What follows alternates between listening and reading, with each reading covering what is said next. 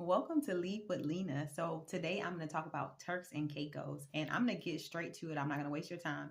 I'm going to tell you my opinion about it. I'm going to tell you if I will ever travel there again. I'm going to give you some tips if you do travel there. What's the best method to use when you're there? So first, I'm going to get to the point. Is it just hype? And me personally, I would say it's just hype.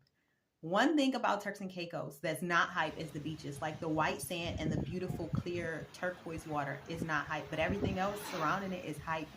I feel like the only thing Turks and Caicos had to offer me was that beautiful beach. That's it. So with that being said, I do believe it's hype. Would I go back again? So I actually would go back one more time just to reevaluate it. And again, the beach is worth it. However, I do feel like there's other places in the Caribbean where you can go to get that same beautiful beach effect with a greater experience. So I would first say Turks and Caicos is not a tropical island. Although it is in the Caribbean, it is not a tropical island. It is very shrubby, if you will. So they don't have a lot of trees and a lot of greenery. They have like a lot of like shrub, if you will. It's not like trees. Like I've been to Jamaica several times, so that's what I compare it to. I'm going to say, first of all, Turks and Caicos, to me, it was just like I was in America. They do not grow anything. They don't grow anything. And that's what I mean.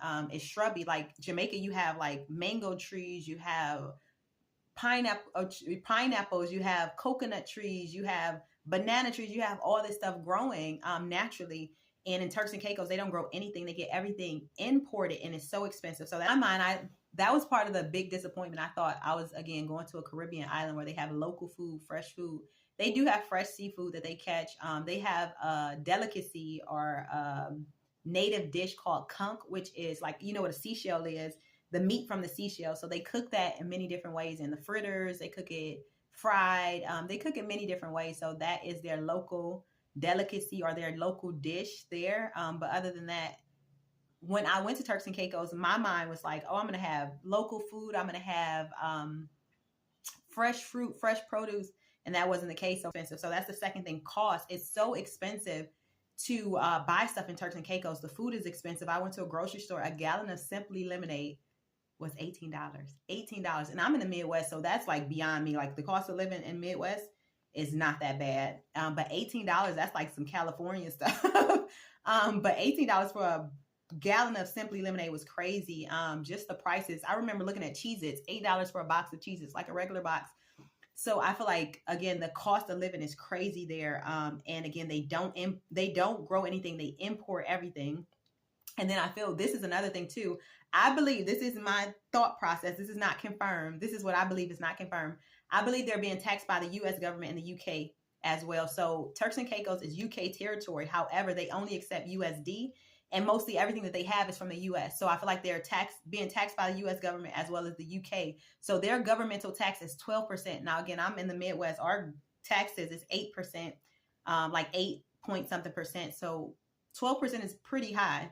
In my case, I went to Turks and Caicos last minute, literally booked my ticket 2 days before I was leaving. I thought it was going to be a budget trip initially until I got there.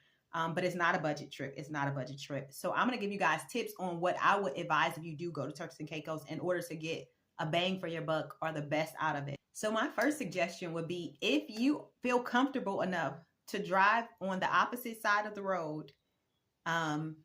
So in the US, we drive on the right, they drive on the left. So if you feel comfortable enough, I would advise you to rent a car. It's cheaper to rent a car. When we talk about cost of living, their gas was like $7.19 per liter, not per gallon, per liter. However, the island is so small that you would not put that much gas in your car. I met a Canadian couple. The husband was there on business, so he had a car, and he said he's been there for like almost a week, and he was only at half a tank. So if you are comfortable enough, it's best to rent a car, which is very cheap. I think the amount of time I was there for 5 days to rent a car was $113, but I just didn't feel comfortable with driving on the left side of the road. And they do drive very wild there. And it's not like US traffic, like stoplights and things like that. They don't have that. They have roundabouts and roads and like these signs that tell you to yield or let somebody go. So I wasn't comfortable enough to rent a car. But if you are comfortable enough, the cheapest way to get around is to rent a car. However, if you don't rent a car, you're going to be taking taxi cabs. And let me tell you how expensive taxi cabs are. So they charge per person. They don't charge like you and your friends split the cab fare because you guys are going to one place. No, they're going to charge you per person. So for me, getting picked up from the airport to my hotel was $40. So $40 round trip to the airport, that's $80. And say for instance, I was staying at a hotel and it was like 6 minutes down the road from the shop and I needed to go to the shop. So I took a cab and it was $20 to go 6 minutes down the road. So I think you will save more money by renting a car. However, if you don't feel comfortable, you're going to pay for cab fees, which are very expensive. So I just want to clarify, the market was a 6-minute drive and it was like a 45-minute walk. So I feel like the hotel may tell you that something is walking distance and it's actually not. So take that in consideration. I don't believe most things were not in walking distance. So that brings me to the point. Now I want to talk about where should you stay. So you should stay somewhere that's close to the scene, if you will. Like you should stay somewhere that's like close to the shopping centers, close to the beach or off the beach, whatever you can do. And I would highly recommend all-inclusive because you're going to end up spending that money anyway. You think, oh, I'll get this studio apartment, I'll get this, I'll stay at this resort that does not offer, that food is not included or it's not all inclusive. You're going to end up spending that money at the grocery store. You're going to end up spending that money out on restaurants and taxi cabs to get to restaurants. So it's best to just do all inclusive.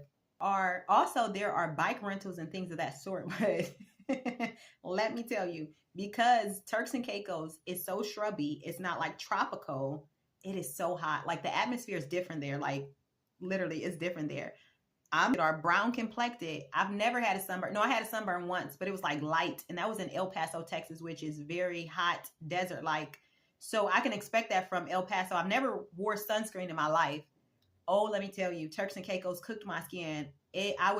Peeling. Like I never thought I can get sunburn, but I got sunburn. So again, the atmosphere is very, very hot. And even it'll be 80 degrees Fahrenheit, but it feels like it's about 100 degrees. Like, again, I'm Midwest, so when it's 90 degrees, it's not that bad. We probably still have a breeze, or it's just not that bad. But in Turks and Caicos, they're 85 degrees for like 100 degrees, and it will cook you. So if you want to go out, you should go out after 4. I noticed after 4, it cools down.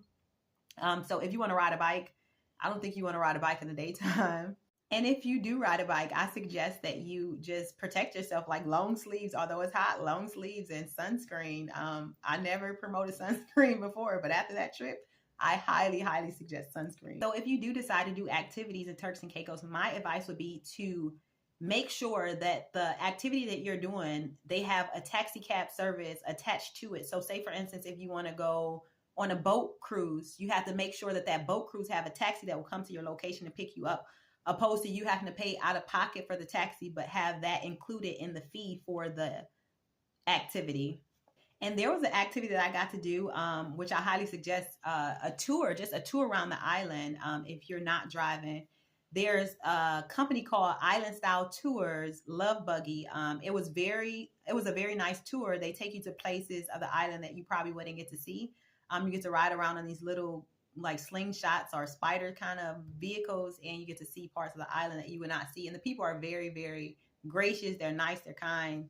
They do a great job. They take you to lunch to a local restaurant. So I would highly suggest Island Styles Tour, Love Buggy in Turks and Caicos if you go.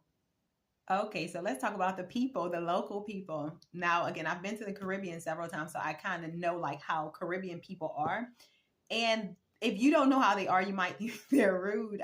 Again, the Canadian couple that I met, they were so taken back about the service. They just thought people were so rude, and they said they would never come back to the island. But again, I'm a people person, so I can, again, strike a conversation. I can strike a conversation with anyone and talk to anyone and kind of like break into their like innermost heart, because I'm not going to allow you to steal my joy because you're mad. So the people are pretty, like the locals, like the actual people born and raised in Turks and Caicos that I met were very, very kind, very nice people, very open people. And it's a very small island. So they always say everyone knows everyone. However, I noticed that there's a lot of people who have migrated there, like people from the Dominican Republic, people from Haiti, and people from Jamaica as well. And so you do have different cultures of people there. But the local people, which they're outnumbered. I think they're like 40% of the population, the local people. And the local people that I met were very nice, very kind. I had a guy who worked at the hotel. He was Haitian, very straight faced, stale, and mean. And I got him to laugh. And after that, he was so nice to me. But again, you have to just take people for who they are and don't feed into the negativity. If you feel like they're being mean to you, be mean back to them. No, just keep smiling. And the reason why I went, I just wanted a laid back trip.